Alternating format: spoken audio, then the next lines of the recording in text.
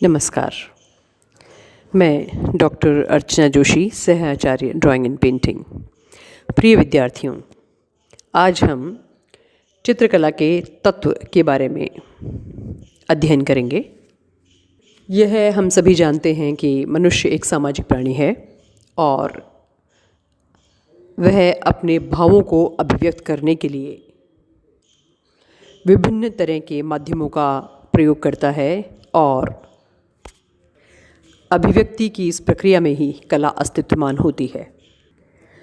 प्रेममग्न क्रौंच पक्षी के एक जोड़े में से किसी एक को जब व्याघ्र द्वारा मार दिया जाता है तो उसको देख करके वाल्मीकि ने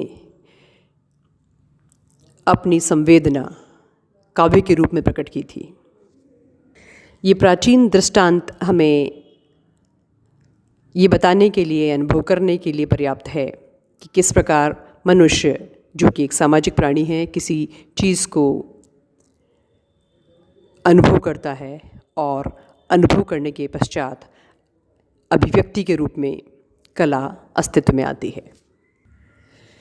इसे एक और उदाहरण के द्वारा हम अच्छे से समझ सकते हैं। उदाहरण के तौर पर आप यदि अपने घर से कॉलेज के लिए रवाना होते हैं और मार्ग में आपको एक भयंकर एक्सीडेंट देखने को मिलता है। आप जब क्लास में आते हैं तो क्लास चल रही होती है और आपका दिमाग जो क्लास में व्याख्यान दिया जा रहा है उसमें तो कतई नहीं लगता। आप इस चीज़ के लिए आतुर होते हैं कि कब कक्षा समाप्त हो और मैं अपनी सखी जो कि आपके पास में बैठी है उसको कब उस चीज़ को सुनाऊं, वो वाक़या कब सुनाऊं जो तुम्हारे साथ घटा है घर से कॉलेज आने के बीच। और जैसे ही कक्षा समाप्त होती है आप अपनी सखी को उस इंसिडेंट को, उस वाक़या को सुनाना आरंभ करते हैं। जिस तरीके से आप उस इंसिडेंट को सुनाते हैं कि इस तरह से एक रिक्शा वाला आया और उसने एक पैदल चलती हुई लड़की को टक्कर मार दी और लड़की गिर गई, उसकी बुक्स नीचे बिखर गई और दूसरा आदमी जो था उसको बचाने के लिए आया और वहाँ इतनी भीड़ जमा हो गई। ये जो तरीका आपके बताने का है वो तरीका हो सकता है इतना सुरुचिपूर्ण हो कि आपकी सखी के साथ 4 लड़कियाँ जो पास से गुजर रही हैं वो भी उसको सुनकर आकर्षित हों और उस सुनाने के तरीके के सम्मोहन में वो भी वहाँ आकर के खड़ी हो जाए, 4 बच्चियाँ और आ जाएं और इस तरह से भीड़ जुट जाए। ऐसा हमेशा नहीं होता, हर एक के साथ नहीं होता। ये निर्भर करता है कि आपने जो देखा उसको अभिव्यक्त जिस तरीके से किया है वो तरीका कितना प्रभावपूर्ण है। तो ये जो कहने का तरीका जो कि प्रभावपूर्ण है, यही आपका कहने की कला है। किसी भी कहानी को, किसी भी वाक़या को सुनाने का एक कलापूर्ण तरीका, दिस इज़ आर्ट। तो ये अभिव्यक्ति में कहानी के रूप में, दृष्टांत के रूप में एक आर्ट है। और अगर आप सूर्योदय को देखते हैं, सुंदर से रंग जो लालिमा लिए बिखरे हुए हैं संपूर्ण आकाश में, और उसको देख करके आपको लगता है कि कितना खूबसूरत है, क्यों ना मैं कलम उठा लूँ, क्यों ना मैं 2 लाइनें इस पे लिख दूँ, एक काव्य की रचना कर दूँ, या क्यों न ब्रश उठा लूँ, कलर्स ले आऊँ और ये तमाम जो रंग सामने बिखरे हुए हैं उनको लेकर के कॉपी के ऊपर एक सुंदर सा चित्र बना डालूँ।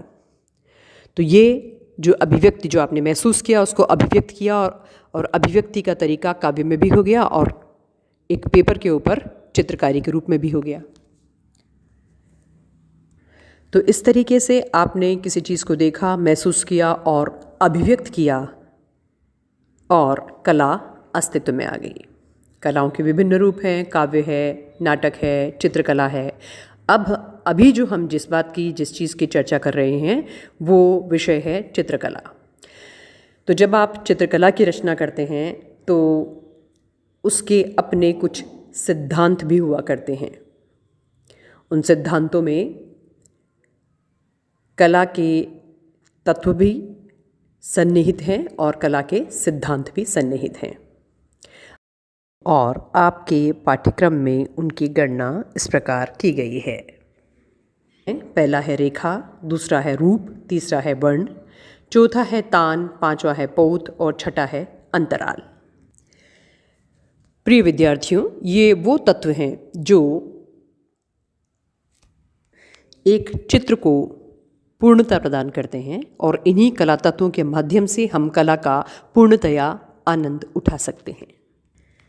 हम इन 6 तत्वों का बारी बारी से क्रमानुसार अध्ययन करेंगे और जब आप इन सब को समझ जाएंगे तो चित्रकला को समझना आपके लिए बहुत आसान हो जाएगा। आज के इस व्याख्यान को हम यहीं समाप्त करते हैं। सिर्फ आप ये ध्यान रखें कि चित्रकला या कला क्या है, चित्रकला क्या है और चित्रकला के तत्व कौन कौन से हैं। अगले व्याख्यान में हम चित्रकला के पहले तत्व रेखा पर चर्चा करेंगे। तब तक आप इसे सुनते रहें, समझते रहें और जानते रहें कला के बारे में। धन्यवाद।